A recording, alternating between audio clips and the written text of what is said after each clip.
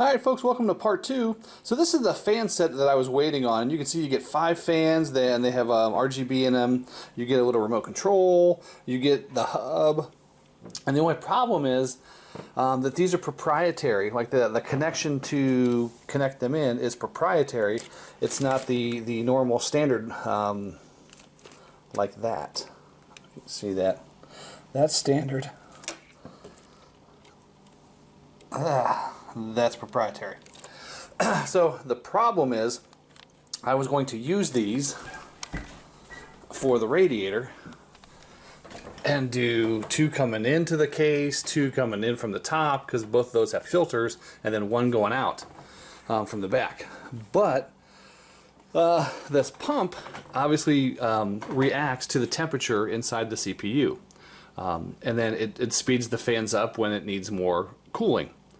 So if I use the proprietary stuff and it's not plugged into these connectors from the pump, then the fans will never know if the CPU is getting hot or not. So in this case, I have to use the fans provided for the radiator so that it'll push more cooling when the CPU needs it. So I'm going to end up with 2 white fans here, and then my 3 of the 5 of the pack here. Now, those fans are usually about 20 bucks each, and they're a little heavier, and they've got rubber on the ends and the corners. But this set here was actually like 40 bucks for all 5, and again, they're still like they're the same weight, they're heavy, they've got rubber on the corners to stop vibration, and you get that hub and stuff with it, so that was kind of cool. So I'm not too disappointed. I mean, I still got 3 fans for 40 bucks that I'm going to use, and we'll go from there. When you're mounting the fans, you have to pay attention to like which side the cables come off. So this is actually going to go up and get flipped and go here sideways, so that way that these cables can go towards the back, and I can route them hidden and through the back. Now, when you put your fans on the pump, fans have 2 sides. So this is the back and that's the front. So there's no obstructions here in the front, and on the back you've got the bracket or whatever you want to call it, or I tend to call it the obstruction. And that's the back of the fan where the air blows out. So air comes in unobstructed, air goes out, and it's obviously there's a little bit of obstruction. So you want to, in this case, I want to suck air in from the front and then into the PC. So my fans are made to suck air in and then blow it out this way. One of the other things I like about this case is there's 1 thumb screw here, and I can pull out this whole bracket, and I could have mounted this like outside before I put everything in, and then had plenty of space to do stuff, so I wouldn't be like, I guess, all jammed up in the tight spaces and stuff having to do this. And normally you don't get features like that unless you pay like 200 bucks for a case. One other thing about this case, you can see here, if I'd got a bigger radiator, the one with the 3 fan, I would have hit this. Now this piece here, where it bolts onto, is actually adjustable. You can actually push it out so it's farther out, so you can actually get the bigger fan in there. So again, just another awesome feature of a $85 case. Alright, originally I was going to mount the radiator here in the front because I think these cables are going to get in the way of the video card. But then I realized that these are hinged here, so I can actually move the cables up like this, and then I've got plenty of room for the video card, so that's where I wanted it. Alright, when you mount your radiator, you want to make sure that it's snug. You don't want to see any kind of vibration at all. Everything needs to be tight in place. But again, nothing in there needs crank. This is very light aluminum, and if you start cranking those screws in there, you'll strip them very fast. Alright, so I don't know if you remember this, but I had that little pin thing here. Sorry. This guy here, and it goes from here to here, and there's a bunch of wire with that. So what I did was I just kind of routed it this way, and I put all these and zipped through out here, and I'm trying to see if I can get them to kind of go between this nut and then this heatsink. And then the fans are all in there, and I push their wires back here to the back, and then they're all plugged in to the other connectors that go to the pump. So now they will use the sensor in the pump to go faster or slower. Alright, the pump also has this cable that goes in here, and I routed mine out the back, and then it runs up here, and this plugs into a USB connection. I don't know if you can see that, but notice where the blocks are, where the pins actually are. Now, I was almost tempted to stick it there, this one there, but as you can see, those pins don't line up, and there are two that are actually right there and there. So that's where I'm going to put it in. So just make sure whenever you're putting these in that you're looking at the pin layout, and you only put them in obviously where they go, otherwise you're going to bend one of the headers that you might need for something else. Alright, now it's time to plug get the power going to the motherboard. So here's the cord, and you can see it's got a clip on one side, and that clip goes to that little divot there sticking out. So that way you can kind of line up. Now, it should not go in the other way, and it should easily fit in the proper way. Alright, there's the power cable in there. Now, I could have went in this way, but then that would have left like a big loop kind of sticking out here. So I decided to go over the bracket and go down that way. And then obviously it here plugs into the modular power supply. Now, the only tough thing was putting this little bracket thing in there to line up the wires. And I don't even know if that's quite perfect. I can always mess with it later, but that's good enough for now. Alright, now comes the pain in the butt part. So your case, if it's got buttons and stuff on the top, is going to have a bunch of wires that come out. One wire goes to the little SATA power connector here. This is your USB 3 connector, goes into the motherboard. These are the little light indicators and power switch buttons that go into the motherboard. And then this is the audio connector. Excuse me. This is the little audio connector that looks just like a little USB, but the pin layout is different. I don't know why they have these both as 8 pins and they're both so similar. But you need to be very careful you don't stick this into a USB port on the header on the motherboard because it's going to bend the pin. Because obviously the pinout's different. This one has a blank here at number, what, 5, 6, 7, 8, 9? And then the USB has a blank in number 10. So be careful with that. Alright, on my motherboard, that's the USB 3 header. And then this one down here, that's the audio header. Alright, so there's my USB 3 header, or USB 3 plug into the header. And notice I went around the bracket, because if I'd have went too close here to the front, like here, I would have had the cable come out here and then go right back in, and eventually that would have get pinched 90 degrees, and that's bad. And then here at the bottom, you can see there's the USB in there, and then there's the audio. Alright, so here comes the pain in the butt. So your motherboard is going to have a header, you can see here in the diagram, and that's where all these little front panel connectors go. And they're all listed separately. You can see them here. Ugh. So you've got to figure out how to put these in, and I got to get them into that header right there in the correct order. Otherwise my lights and stuff and power button won't work. Now, years ago, Asus used to provide what they called their Easy Connect, and it was something like a little, let's say, adapter piece, and I could plug these all into the adapter and then just plug the adapter in there, and it was awesome. And they don't do that anymore. I have no idea why. It makes me want to cry. Now, in most cases, you won't need to put something on all of those. Like in my case, let me get the light out. You can see this a little better. I only had to do a few, 3 of them, well, 3 pairs. And it's also easier if you leave the case down on the ground, so you can kind of like, you know, get in here and you can see the light, have light going into the case and not have the case standing up. Alright, so I'm mounting 2 extra fans at the top to suck air in, and that'll blow down here towards my video card. And I've got these 2 fans, and then I'm going to put 1 more in the back. Now when you mount these fans in the case, they use these big fat thick screws, and they actually dig into the plastic pieces on the side of the fans. So these ones you got to crank down a little bit because obviously again they're digging in. Alright, when you're putting those in, also make sure that you put some pressure pushing back up. If you just crank down from the top and you push, you can actually bend the top of your case. In this case, like there's a filter that goes over there, so I don't want this all bent up.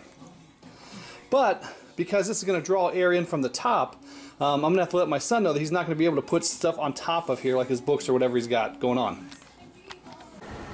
Alright folks, when I first started it up, I got no signal and I couldn't figure out what it was. I kept switching monitors and stuff, but I missed, there are actually 2 more power connections here to the CPU that I totally missed because they were in that corner. Once I jammed the motherboard in there, I just didn't even see them anymore. So once I plugged those in, you can see right now I can just have them plugged in temporarily through there. And I have an old 560 video card because I'm waiting on a 3070. So at least now it's started up. So once I got it started up, I slapped in a USB CD drive, and I'm in Windows. Now, in order to get into Windows, remember when I plugged the AIO, the AIO in, there was a special AIO header for that. And that header shows you like the RPMs of the water pump and stuff like that. But because I didn't put it into the CPU pump or the CPU header for the CPU fan, that triggers an error. When your motherboard boots up, it does a post power on self-test, and if it's missing RAM or CPU or the CPU fan or keyboard and mouse, it triggers an error. So I had to go in the BIOS and then set the boot priority. But then there's also something that you have to change. There was like, you know, do I want to go into BIOS or press F2, you know, for an error? So basically, every time it errored out, it was saying I had to go into the BIOS and fix something. So it would never read my CD drive. So I had to turn that off as well as make the CD part of the boot priority. And when this is all set up, I'll go in the BIOS and I'll show you what I'm talking about. Alright, when you first get Windows loaded, it's not going to be able to find like a device driver and a bunch of other stuff. So that's usually the first thing I do is I load drivers. But before that, I'm going to go into the BIOS and kind of show you what I was talking about earlier. So I'm going to restart this, I'm going to hit F2, and then that'll take me to the BIOS. So there's that fan error I'm talking about, and that's what obviously stopped me from being able to boot from the DVD drive. Alright, so now I'm getting into the BIOS, hopefully. There we go. So, I want to say, where was that at? Under Advanced? Let me see if I can find it real quick. Oh, it was here under the boot menu. See if I can do this. So you can see here, wait for F1 if an error. So if there's any kind of error, it'll stop and it'll ask you to enter F1 and go into the BIOS. So I had to disable that, and then once I disabled that, I was able to go into the boot priorities and change to the USB. But now I've unplugged that. I'm just going to boot from the hard drive. I'm going to make sure we're all set good. Then I'm going to save that. Actually, I'm going to go back and go back to boot configuration. Now, oh, I can't wait for an error every time until I fix that fan. So eventually, I'm going to fix that fan, or I'm going to plug that AIO into the fan power thing instead of the AIO slot.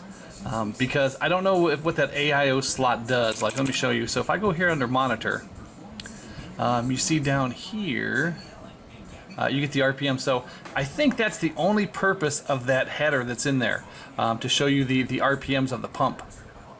But I know for a fact that if I put it in the CPU header, you know, for the CPU fan, that as the CPU gets hotter, it'll push more power and speed up the fans.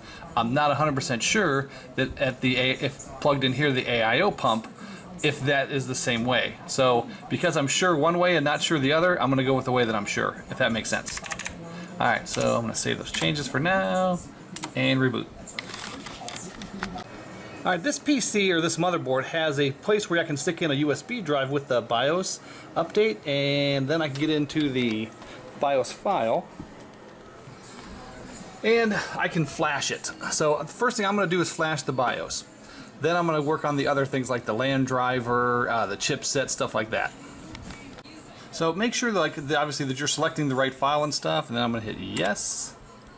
And now, again, first thing it does is clear out the old BIOS, and then it puts in the new one. So if you screw up this process or you lose power, your BIOS turns into just a blank. And luckily, this has that that easy BIOS thing where I can just pop the drive in and press the button, and that would update it as well. And I think a lot of newer gamer motherboards do that. Alright, as far as BIOS is concerned, I don't tend to update my BIOS a whole lot, unless there's some feature that it's going to add. Like, this is the 1200 chips, or the LGA 1200 Intel CPU slot on this motherboard. If for some reason a new chip comes out that's not supported quite right by the 1200, or it needs a BIOS update, and then I'm going to get a new CPU, then I'll do a BIOS update. But I don't. When I first get a PC, I tend to update the BIOS to the newest one at that time, and then I tend to just kind of leave that go, unless there's some feature that I'm looking for to update to. Otherwise, why take the risk? All right, something I didn't think about when I bought these proprietary fans is these fans all have their own controller, and it's a module in the back. Let me show you real quick. And it goes right there. And again, because they're proprietary, nothing else will plug into that device. So that has its own control, and then the front panel has the regular RGB connectors, but because I don't have a hub for that, that'll all be controlled by the little buttons on the top. So these fans are going to be controlled by remote control, this is going to be controlled by this, and then the Corsair heat pump, or sorry, the water pump, and then the RAM is going to be controlled by software. So there's going to be 3 different things that you need to do in order to get all the RGB to be the same color and stuff, which is kind of really stupid. And had I really given it some thought, I would have just bought a Corsair kit and had all Corsair fans that plug into a Corsair hub that plugs into the motherboard, and I would have just used software to control the whole thing. So, you know, lesson learned. Again, it's the first time I did RGB, it happens. But my son's not really into the lights as much, and I think once I have them all configured to be like an icy blue, I think he'll be fine. And he probably won't change it a whole lot. I also got some of these little characters. This is an ice wolf. Then there's an ice spider that I plan to put inside the case once everything is done and cleaned up, just to give it that extra little oomph. Alright, so once you're done flashing the BIOS, the PC should restart on its own, and then the BIOS updates. It says obviously don't mess with the power. Alright, when you flash the BIOS, it'll reset that, so now I'm back to every time there's an error, I gotta press F1 to reset that. So I'm gonna go fix that now. Alright, here's the drivers that I downloaded from the website for the motherboard. So BIOS is done, I got audio, chipset, the Ethernet, Gamer First software, and then the SATA driver. So I'm going to go right to chipset. And now what I did with this USB is, this time I plugged it into the top, just to make sure that that header was still working and everything was right. So sometimes just plug stuff in the back, sometimes plug stuff in the front, just to make sure all the ports are working as operational. And then now I'm gonna just open up this chipset driver, install that, and I'm just gonna kind of like work through from chipset to audio to Ethernet, and go from there. Alright, once you extract those, there's always some kind of application to fire off, so the BIOS is the only one that you have to do kind of differently. These all will fire off from Windows. They'll all give you an application. You just double click and fire it off. And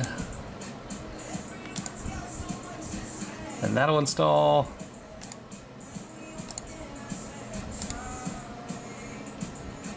For these things, I tend to use the default locations.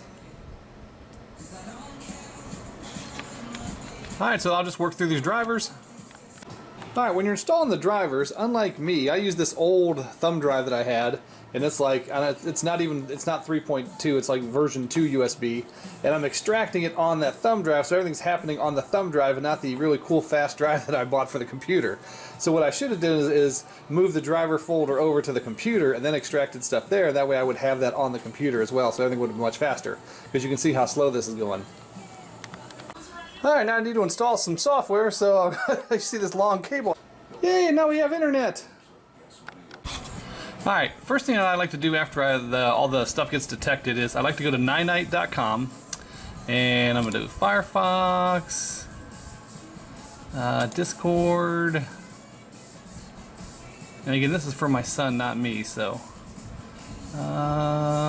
he's not going to need any of that stuff. I need WinRAR. I like VLC, and we're going to do Advanced Malwarebytes and Steam. So this will install all of those. So once you pick all the stuff that you want, I'm going to just check this list one more time.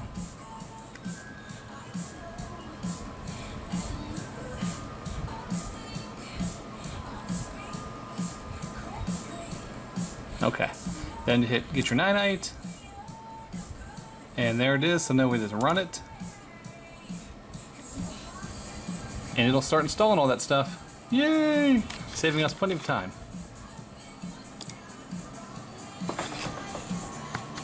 Alright, and don't get like me and try to install multiple applications at the same time, because one of them will require reboot and it'll screw everything up. So now I gotta pause the Corsair program while the rest of the stuff finishes, because then I can reboot. Alright, so now that WinRAR is done, or Ninite, I'm gonna, obviously I don't need that on my desktop. I don't need that on my desktop. He does need Discord, he does need antivirus. I don't need that. And I don't need that. Bloop. Okay. Alright, I also removed Microsoft Edge from down here, from the Quick Start. I still have this open, I need to close that real quick. Let's close all tabs. Alright, and I just put my computer, or this computer, whatever it is, so that way I can access the drives. A little faster, and I'm good. Alright, and I don't know why that blew that up.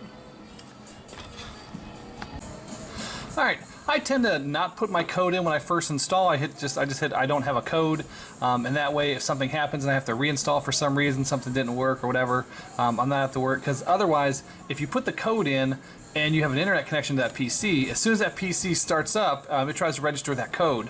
And then the next time, like let's say there was some issue or the CD wasn't in right or so, I don't know, whatever it is, but you had to reinstall it that same day, you would have to call Microsoft and then to go through that automated process. No, I only have it installed on one PC, blah, blah. So now that I'm all good, I'm going to hit that, if you just bring up this computer and right click and hit properties, on your properties page, you can see here where we can activate Windows. And then we can type in our key and we're all set. Alright, once you put your code in and stuff, you want to go to Windows Update and get all the updates. And it gives you a big list. It doesn't look like it's doing anything. But if you look here, like you'll see like, and I had a big list down here, then way down here, like there was one that was loading and the other one were kind of pending. So just let it sit there for a minute, make sure they all, and then as they're completed, they'll all kind of go away. Then you can hit the Restart Now button. Alright, so Corsair uses this IQ software, and you can control whatever's kind of plugged into, let's say, the motherboard. So this is where I'm at now. You know, I got the front all set up for like an icy blue. I got the RAM kind of doing like a pulse. I got the water pump doing the little circle thing, and then I have the regular fans just being solid. I might change the regular fans and have them do some kind of blinky, but we'll see. Alright, now that I have my basic drivers and my basic programs on there, you know, like the web browser, the antivirus, that kind of stuff, this is a great place to create a restore point. So I'm going to fire off this PC, right click, and properties, and system protection. And you can see, like, obviously the USB drive I got in there, the protection's turned off, but the system disk, that's what I want. I want to create a restore point. So I'm going to create a restore point. I'm just going to name this first restore point, or, PC just built, and then I'll hit create and it'll be all done. Alright, so I call this initial install, I'll hit create, and it'll create that restore point for me. And wait. Now you can also go in and you can see, like right now, how much disk space that'll allow you to use. You can also go into the system restore and you can see the restore points that you have. Like right now I just have that one restore point that shows you the date, so that's kind of nice. And I tend to turn off the automatic installs. I'm going to disable, so it's not creating its own. I want to make those manually. Ooh, so I don't want to turn that off. Bad.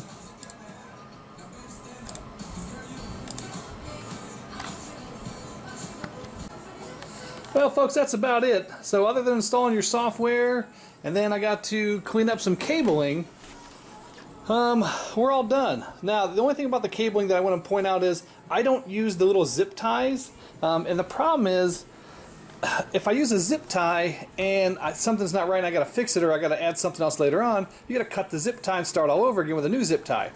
So I tend to use the little Velcro straps because, again, they're reusable, and they're also not going to pinch the cables. Some of these cables, I don't think that that's really a problem with pinching cables, but if you zip those zip ties too tight and you're moving things around, there's always a chance of you breaking something or snapping a cable, I would imagine, or damaging the cable, let's put it that way. And twisty ties, I don't use twisty ties either because they have metal in them.